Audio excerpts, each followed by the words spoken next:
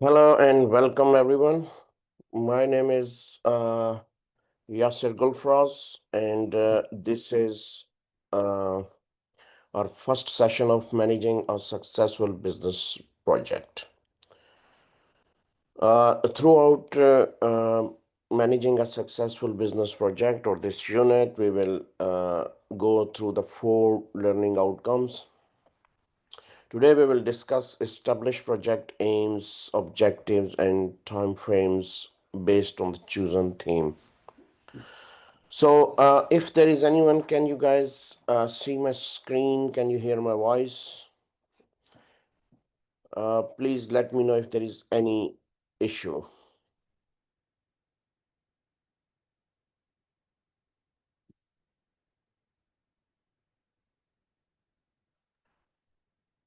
So,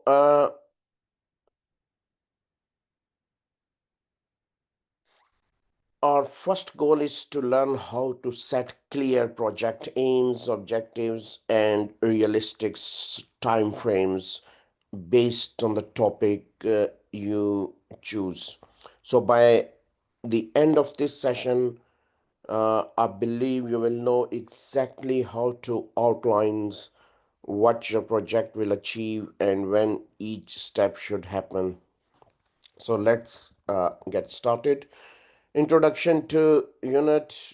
In this unit, you will write a research proposals that lays the groundwork for assessment. This proposal helps you meet learning outcomes one while assessment one covers outcomes two, three, and four. It's really important to create a strong proposal and get it approved by your tutor.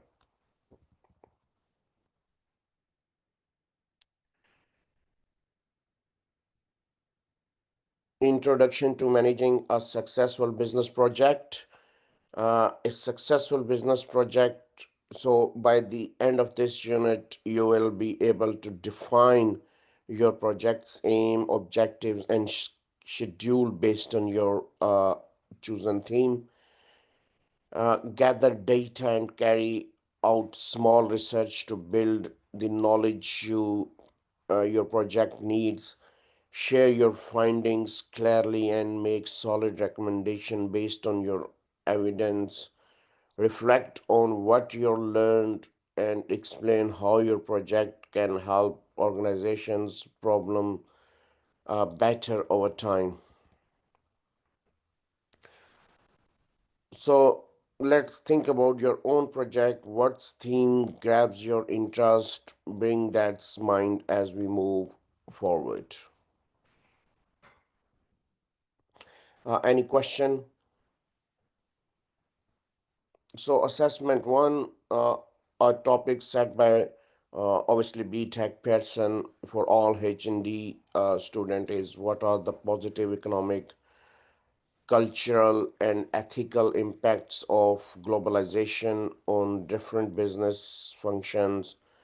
For example, operations, marketing, HR, accounting within organizations. So take a moment to consider each function. How might globalization bring benefits in operations versus marketing? Can you spot cultural or ethical advantage to keep these questions in mind as you draft your proposal? So here we go. What does globalization means? So according to OECD or Organizational Economic Cooperation Development, uh, it's when industrial and service activities like research, production, and delivery are spread across different parts of the world. It also includes international partnership, such as companies working together or sharing resources. In simple terms, think of globalization as business without borders, where companies operate, connect, and grow across the world. Hi, Keith. Hi, hi. Can you hear me? Can you see my screen? Yes, I can see. Okay, I'm on the page 6. Okay, so just Okay, okay. so I was just basically talking about what globalization means. So key implications of globalizations for businesses includes uh, I was telling that basically globalization, in simple terms, think of globalization as business without borders, where companies operates, connect, and grow across the world. So implications of globalizations for business. So what changes has globalization brought to business? So more international trade, uh, the key effects. So let's look at key effects. More international trade, buying and selling products and services across countries, people moving for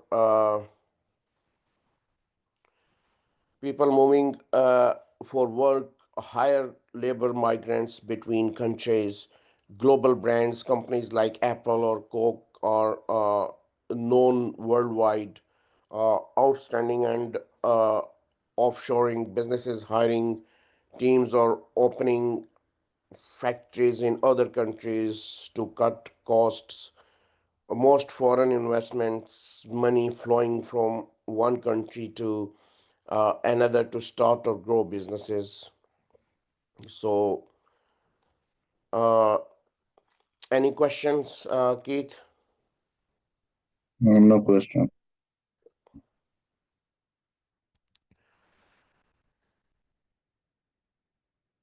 Globalization does not just change how companies trade. It also brings, a tougher competition and shifts economic power from some development countries to fast-growing emerging markets. It encourages cultural awareness, understanding, and appreciations different customs and lifestyles. International corporations, countries working together more often, economic interdependence, countries relying on each other for goods, services, and jobs.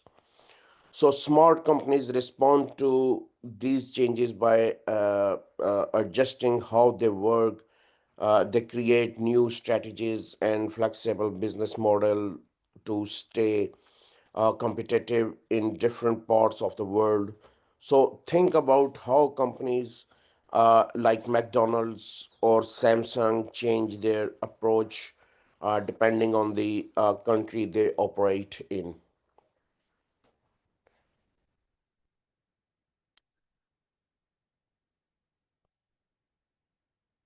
Any question, Keith? No question. Okay, so you're studying full time, huh? Or you working as well? Also working. Oh, okay, working. Okay, okay. So here is a article. Basically,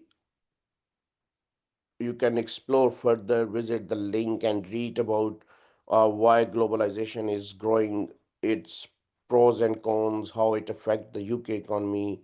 So as you read, you can ask yourself what sound out the most, what surprised you, and also you can visit OECD website, which is if you look at here, first page, what organization is Organizational Economics Corporation Development. Learn more about globalization.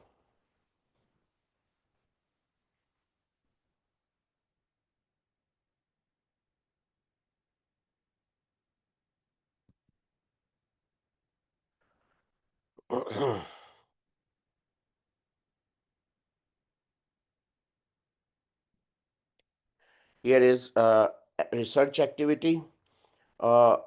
Your first research task, answer these three key questions to get clearer understanding of globalization. What is globalization and how does it affect businesses? What are the advantages and disadvantages of globalizations for businesses? Why should a business think seriously about the effects of globalizations? So take notes and to be ready to share your ideas. Let's turn theory into real understanding.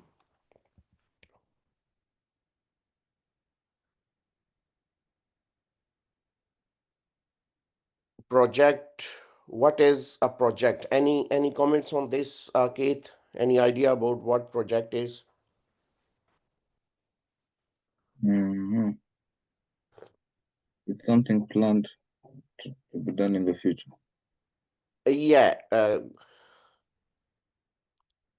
project is any task you carefully plan with a clear goal, a set time frame, and a budget. It can be a solo or a group activities. For example, a research like project, the one you will complete in the unit, uh, launching a product, building something, or even renovating your home. Each project needs planning, resources, and teamwork. Project management. So here we will talk about project management. Simply put, it's about people coming together and making sure things get done effectively. So according to Berners, the president of the Association of Project Management is people getting things done. That's powerful yet simple way to put in. So, but we can also define it more formally. Project management involves applying the right skills, knowledge, tools, and methods to complete a task and reach a goal. So, think about this when you plan something like a group assignment or even a family event. You are actually managing a small project. uh, you have steps, deadlines, and people working together, so that's the real sense of project management. Scope of scope of project management. Scope of project. uh, Now that you understand what project management, so here let's zoom is on something important, the scope of a project. So this is where your project begins to take shape. The scope of project clearly defines the goals and deliverable uh, begins to take shape. So the scope clearly defines the goals and deliverables. In other words, what your project will achieve and what result your aim to deliver. So this is the foundation of your project plan. It also includes the resources you will need, whether it's time, people, or money. So the very first question is you should ask is, where does any project begins and end? So that's how you define its boundaries. A project is considered successful when it delivers everything it promised within the set timelines and available resources. Any questions so far?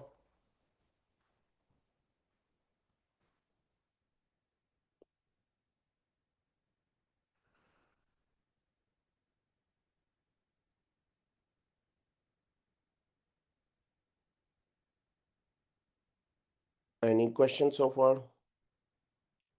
No question. Okay.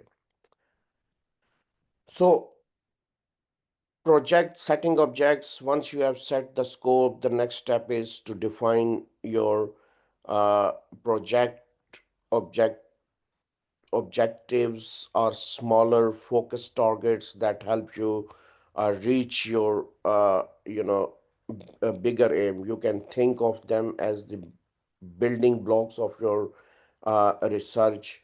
For example, if your aim is to explore the impact of globalization on a specific business, your objectives might include gathering data, analyzing case studies, and reviewing existing literature.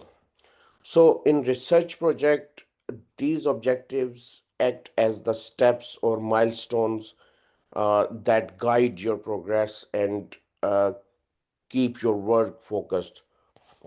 So, have a clear path in mind. Uh, this will make your research more structured and uh, meaningful.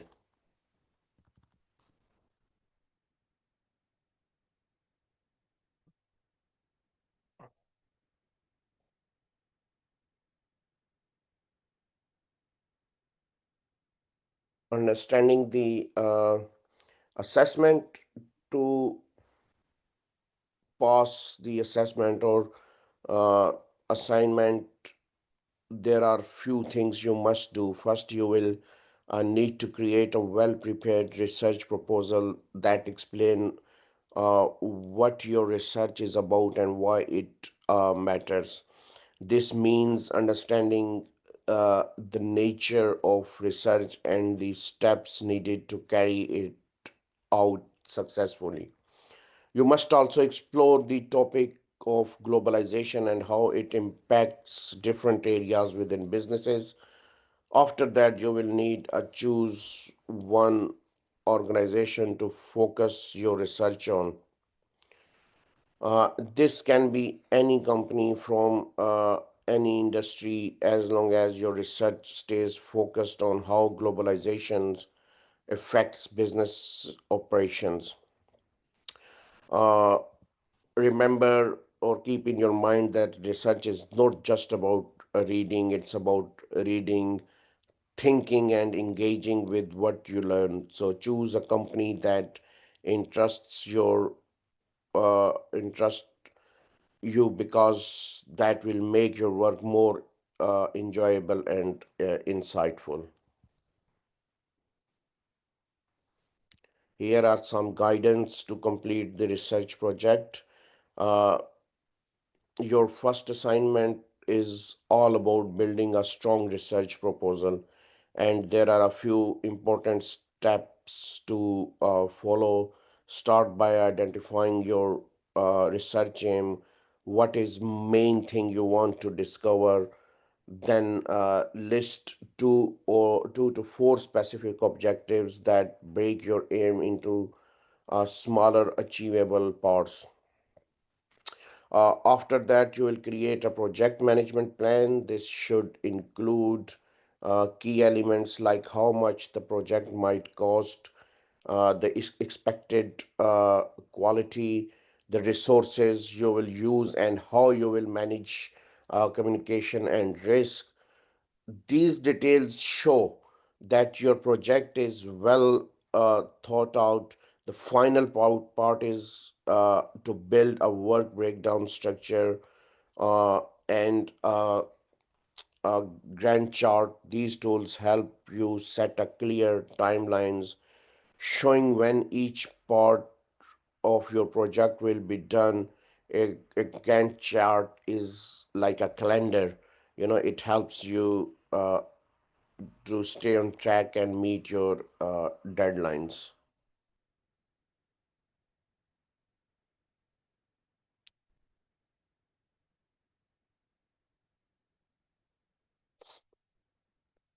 So even though this is just a proposal, it's your first big step. So do it well. So I suggest including a short literature review, no more than 250 words. So This section gives a quick overview of what other researchers have already said about your topic. After that, you will move on to the research methodology, where where you explain how you will collect data. So here we will break down this. You will need to explain the difference between primary and secondary data.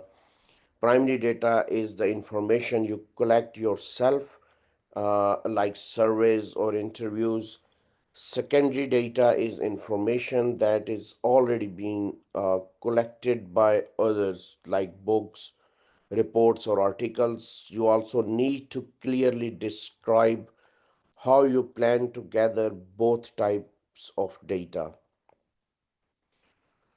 Next, create a project management plan. This should cover the project's scope, time, resources, cost, communication, and risk. And finally, end with a short conclusion to sum up what you have done so far and explain what your next step uh, will be as you move forward to assessment one. So, if you want to earn a merit or distinctions, make sure you check the grading criteria carefully and follow it uh, closely. Scope of project. Here we will talk more about defining the scope of your project. So this step is any question, Keith, so far? No question. Okay. So defining the scope of your project, this step is very important because it sets the boundaries of what you will do. Uh, think of it as the outline of your project, what's included and what's not. When defining your scope, there are several things to consider. Start with your aim and goals, then break them into smaller steps or objectives. You should also list all the tasks you will need to complete and what resources will be required to do them, like times, tools, money, or people. Not every project will include the same elements, but thinking through uh, these areas will help you stay organized and avoid going off track.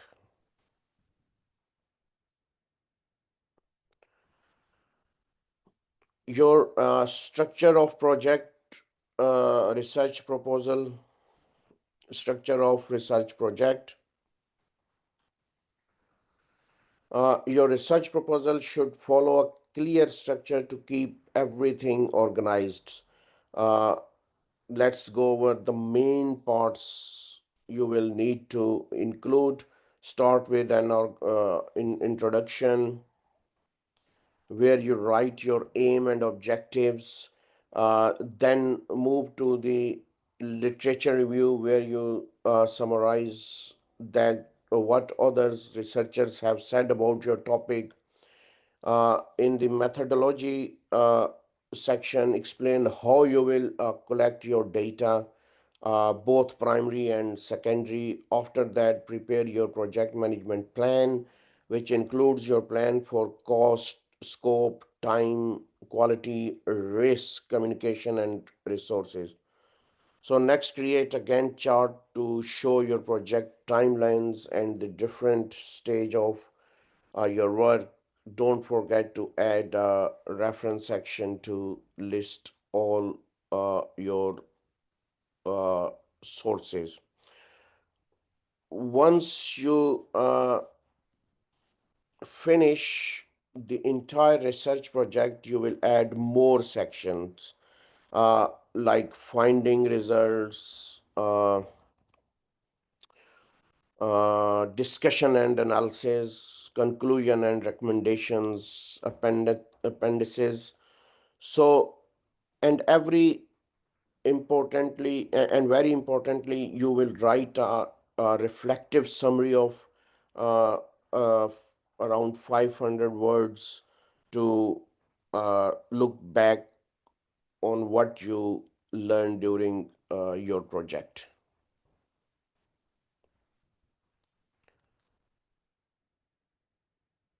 Aim, uh, let's make sure you understand what an aim really is. So your project's aim is broad statement that describes what you want to achieve overall. It does not explain how you will do it, just what the final outcomes should be.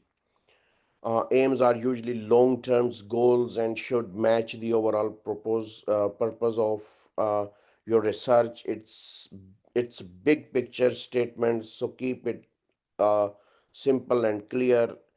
Uh, the helpful tip is you should only have one aim in your proposal. Uh, that one aim will guide the rest of your uh, work. Objective. What is an objective? Any idea about objective, Keith? Any comments or any? Goals that you set to achieve by the end of the activity or something. Yeah, kind of. So these are the specific steps you will take to achieve your aim. Unlike unlike the aim, objectives explain how you are going to reach your goal. Each objective should be clear, focused, and easy to understand. Make sure your objectives are realistic and that you can actually achieve them within your project timeline. Objectives should describe short term outcomes, use accurate concepts, and be written as standalone statements so that each one shows your clear intention and direction.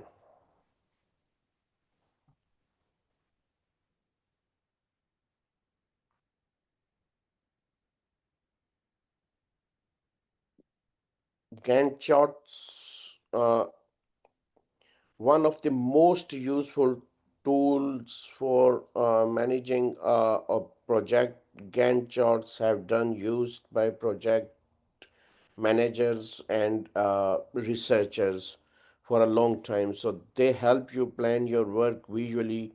So what does a Gantt charts actually do? It shows how long each part of a project will take and the order in which task should be done. Most importantly, it shows which tasks depends on others. Uh, in in other words, which steps can begin until something else is completed.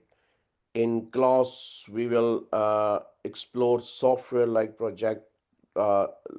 Liber that makes it easy to build your own Gantt chart.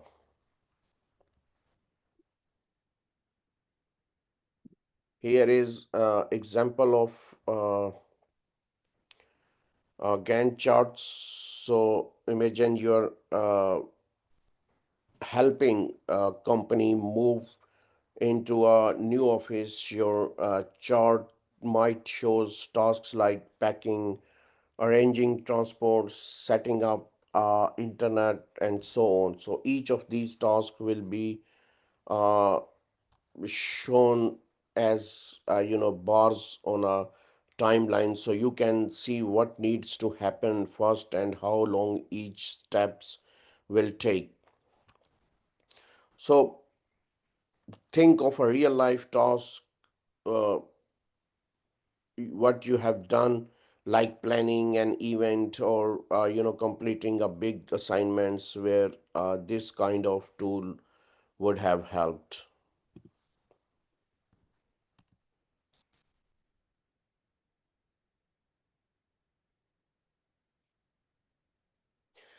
When you look at Gantt charts, you will see weeks or days shown across the top. Down the side, you will find a list of tasks. Each bar represent the length of time that tasks will take. These time frames should come from the project plan you already created. You will also notice that some tasks can happen at the same times. These are called uh, uh, concurrent tasks. For example, you might be researching while also designing your survey. Knowing what can be done together saves times and keep your project moving smoothly.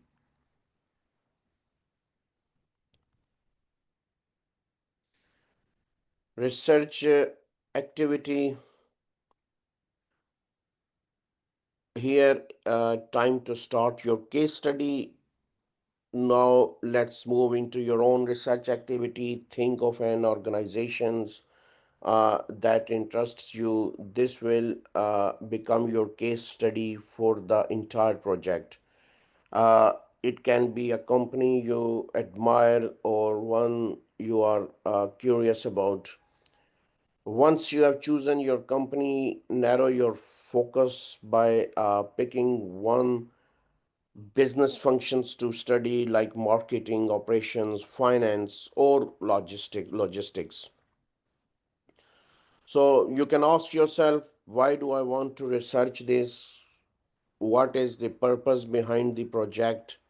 Use your answers to define one aim and then write to four clear objectives. Keep it focused and realistic. When you have written your aim and objectives, share them with the your tutor or me or your mentor or your manager for feedback.